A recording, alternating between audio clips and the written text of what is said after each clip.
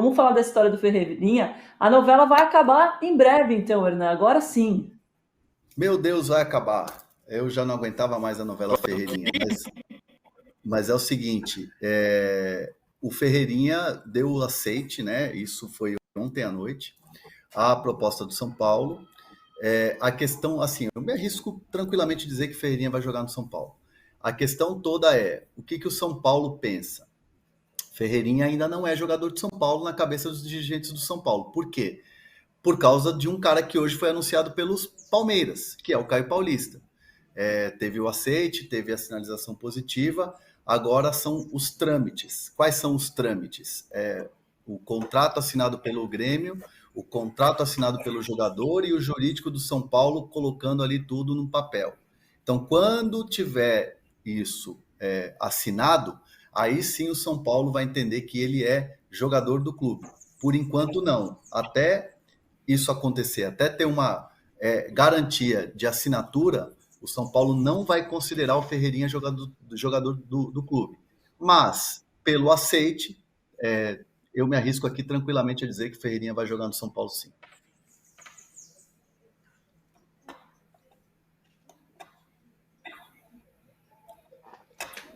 Não te ouvido, homem. Desculpa, tá me ouvindo agora? Eu mesmo sim, me mutei. Os vizinhos estão quebrando tudo aqui, aí fico mutando. Alícia, muito bom para o São Paulo, hein, essa chegada do Ferreirinha. Muito bom, especialmente porque, né, o gato escaldado, como disse o Hernan, já teve essa perda do Caio Paulista, era importante poder anunciar um nome, né, e também um nome que vem de um rival, não um rival tão próximo ali do outro lado do muro como o Palmeiras, mas um nome de peso, um cara que foi muito bem pelo Grêmio, que pode fazer uma diferença para o São Paulo ofensivamente. Acho que é um bom nome, e é um bom nome num momento em que a torcida esperava uma resposta, né? Ficou muito ruim essa saída do Caio Paulista, da maneira como ela aconteceu. Então, imagino que para a diretoria seja uma grande vitória, ainda que não queiram anunciar, né, antes que esteja ali a tinta no papel. Acho que é um bom reforço para o São Paulo para esse começo de ano, e também para aquela coisa, né, dar uma apaziguada na torcida.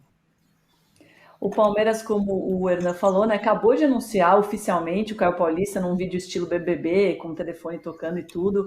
O lateral esquerdo de 25 anos assinou o contrato até 2028 e o Verdão vai pagar 20 milhões de reais para o Fluminense, que o São Paulo tinha dado como certo, hein, PVC? Que chapéu do Palmeiras! Eu acho que é um chapéu menor que o Dudu lá no passado, porque o Dudu, sim, era uma coisa de vai para o Palmeiras, vai para o São Paulo, vai para o Corinthians. O Caio Paulista não tem esse tamanho inteiro, mas é um jogador que vai chegar pela versatilidade. Ontem o Hernan trouxe informação do Milan interessado no Vanderlan, mas a tendência é que seja para a temporada que vem.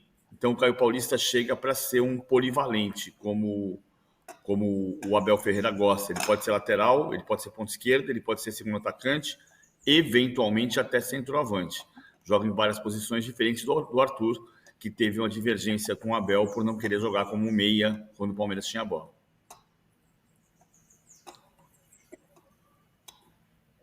Agora você mutou de novo. Eita, gente, desculpa, tô devagar. Vocês estão prontos pra gente falar da bagunça da CBF? Eu acho que é isso, na verdade. O meu microfone está me poupando desse momento. Que bagunça, hein, gente? Nossa... Sério, eu não sei como que a gente tenta explicar o inexplicável, mas eu vou tentar. O ministro Gilmar Mendes, do STF, recolocou o Edinaldo Rodrigues na presidência. E aí o Edinaldo voltou falando que quer o Dorival como técnico e o Felipe Luiz como auxiliar ou até como diretor de futebol. Só que tem algumas questões aí. O Diniz tem contrato até julho e a decisão do Gilmar é provisória. Ainda vai ser analisada pelo plenário, que não tem nem data para acontecer, porque está todo mundo de férias. Por lá, os ministros só voltam em fevereiro. É uma bagunça, PVC. Em que mundo eles acham que levantar o nome do Dorival nesse momento, com o Dorival empregado, com outro técnico no lugar, é uma boa coisa? É profissional. Ele fez um balão de ensaio. O Hernan tem a mesma informação que eu, né, Hernan? Assim, ninguém falou com o Dorival, ninguém falou com o São Paulo. Então é um balão de ensaio. Ele jogou para saber se o nome vai ter boa repercussão, e o nome que não tem boa repercussão hoje é o Edinaldo Rodrigues. Basta dizer que no processo eleitoral que vinha acontecendo, para que a eleição acontecesse por volta do dia 20 de janeiro, o Edinaldo não conseguiu juntar nenhuma federação. Nem o Vitória. O Reinaldo Calheiros Bastos tinha esperança de contar com o voto do Vitória, que é o clube de origem do Edinaldo Rodrigues, e que não estava assinado com o Reinaldo Calheiros Bastos, mas estava negociando dos dois lados. Então, se o Edinaldo não tem condição política de comandar. Outra coisa, o Gilmar Mendes não tem condição legítima, porque o IDP, o Instituto de Desenvolvimento e Ensino, que ele mantém, e que hoje tem seu filho, Francisco, como sócio, é parceiro da CBF desde agosto, assinou um acordo de parceria com a CBF Academy, para que a CBF Academy amplie sua área de atuação a partir do IDP. Então, o Gilmar Mendes não tem nenhuma condição. Ele tinha que levantar o dedo e dizer: estou impedido de votar, de jogar. E não fez isso. Ele jogou para a PGR, e a PGR devolveu para ele, e agora ele pode sentar em cima do processo. E você falou, só em fevereiro, mas ele pode ficar 2 anos antes de levar ao pleno. E o Edinaldo terminar o mandato. Só que ele não tem respaldo político. Aí, nesse momento, é muito importante a gente pensar quem você prefere como técnico da seleção brasileira. A pergunta, nesse momento, não é essa, no meu ponto de vista. A pergunta é quem precisa ser o presidente da CBF, que a CBF não tem presidente nesse momento. Eu vejo, para além da questão do balão de ensaio, eu vejo como uma cortina de fumaça também. Né? É uma oportunidade num momento em que a notícia era e continua sendo e deveria ser a restituição, a volta do Edinaldo, ele cria um fato novo, né? De imediato, praticamente assim, nem deu tempo de sentar na cadeira, ligar o computador, ele já criou um fato novo que obviamente vai repercutir, né? Até porque é isso, a gente vai apurar, vai descobrir se houve de fato contato com o Dorival, com o São Paulo. Isso vira uma notícia de cara. Que é uma notícia bizarra, porque para além do fato... Mas não houve, Alicia, que... não houve. Vocês podem garantir, não, então, dizendo também, não houve. Não houve o contato. Então, não houve contato com o Dorival, não houve contato com o São Paulo. Sim, mas houve a tentativa de criar uma cortina de fumaça. Por isso é uma cortina de fumaça, porque é um fato que não existe. Né? Estamos criando, vamos ali gerar prestem atenção aqui, né, e tirem a atenção do fato que realmente importa, que é quem vai comandar a CBF. Então, a gente tem uma situação em que tem um presidente restituído que não é em definitivo, porque isso ainda precisa ser julgado em plenário, querendo colocar um treinador definitivo na seleção, que é o que a seleção deveria ter desde o começo. Essa situação bizarra com o Fernando Diniz não tinha, a meu ver, sentido nem esperando o Ancelotti, e muito menos com a questão do Ancelotti resolvida. Então, ele cria esse fato para tentar, né, um fato, uma coisa diversionista, para tirar a atenção do que, concordo com o PVC, é o grande problema da CBF. Né? A CBF não pode ficar acéfala. Muito mais importante do que a seleção brasileira, que é parte integrante da CBF, é a própria instituição não ter comando.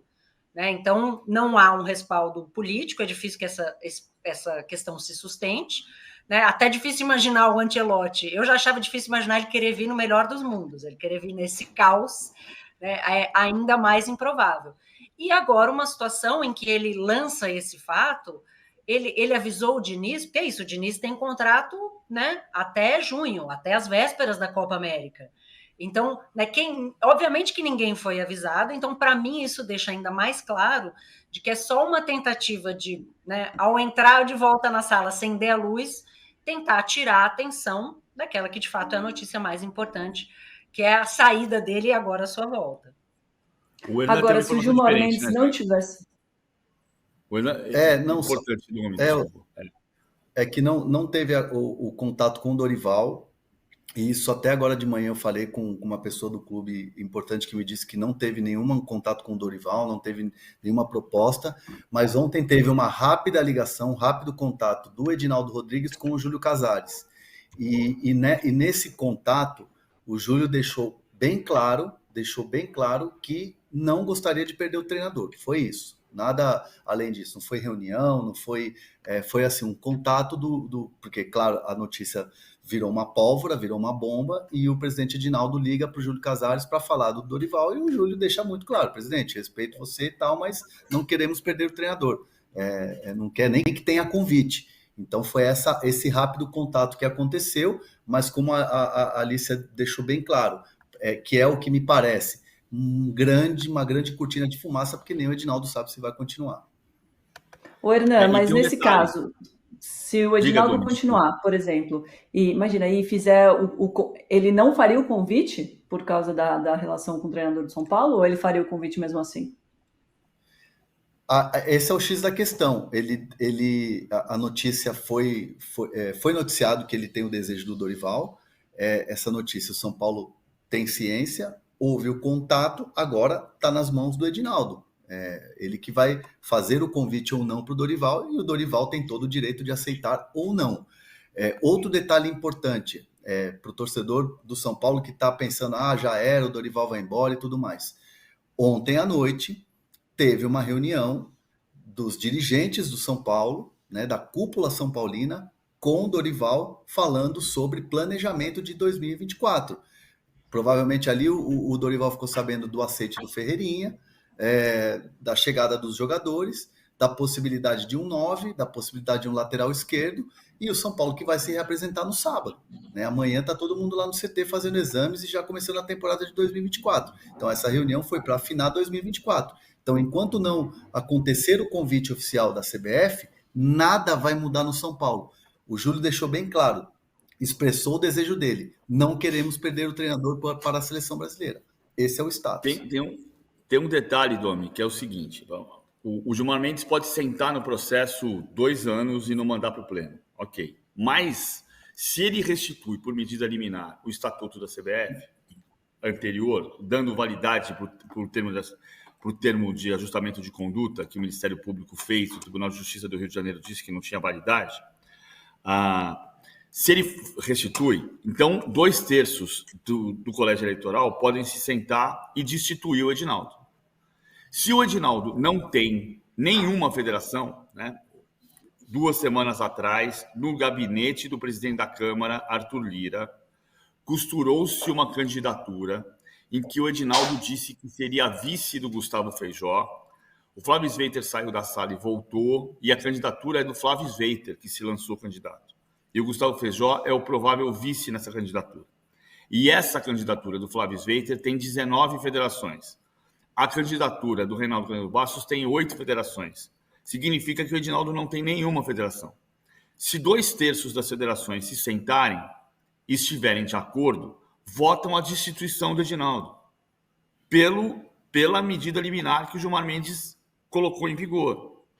Então, o ponto é que o Edinaldo não tem legitimidade para dizer se o técnico vai ser fulano ou cicrano, sem contar que é uma profunda falta de ética deixar vazar uma informação de propósito, criar um factoide dizendo que vai contratar o Dorival Júnior, sendo que ele tem um contrato que ele assinou com outro treinador, que é o Fernando Diniz.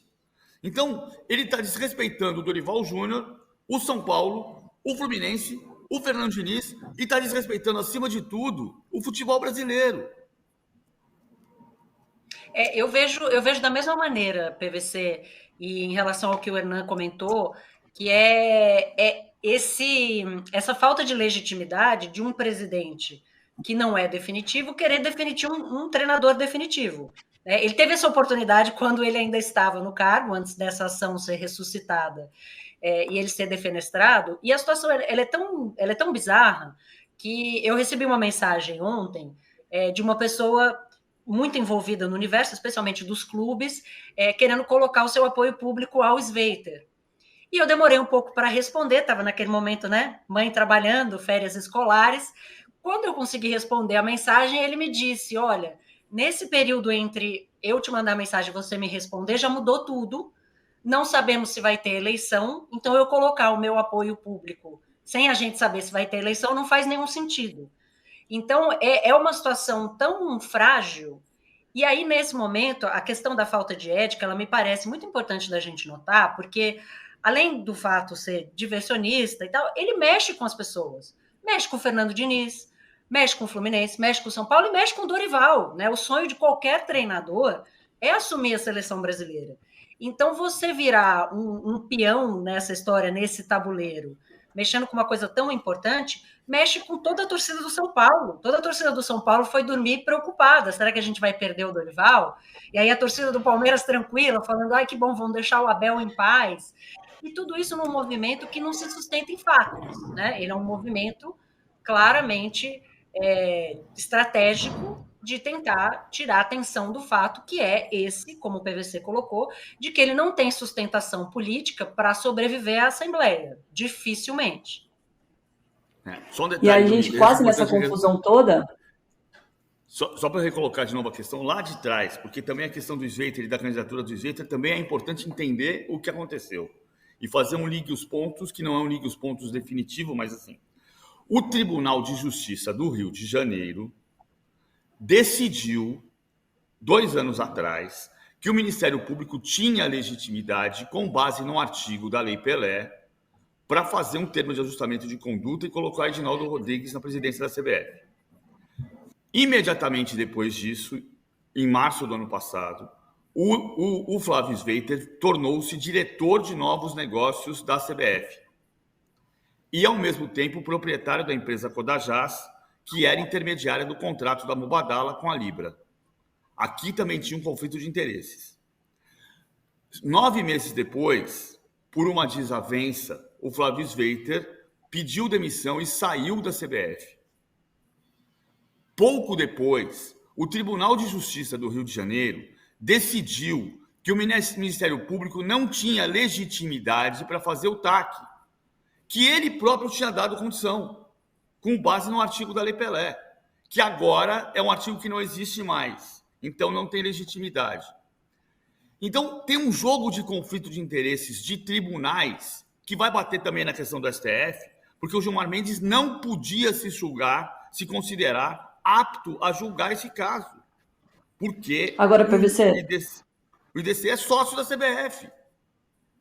mas se o Gilmar não tivesse dado essa canetada, a gente corria um risco muito grande de ficar fora dos Jogos Olímpicos, porque a inscrição para o torneio pré-olímpico, que é o que vai classificar a seleção, hoje é o último dia, e se não tivesse essa canetada, a gente não teria um presidente, por isso a FIFA não ia aceitar as inscrições.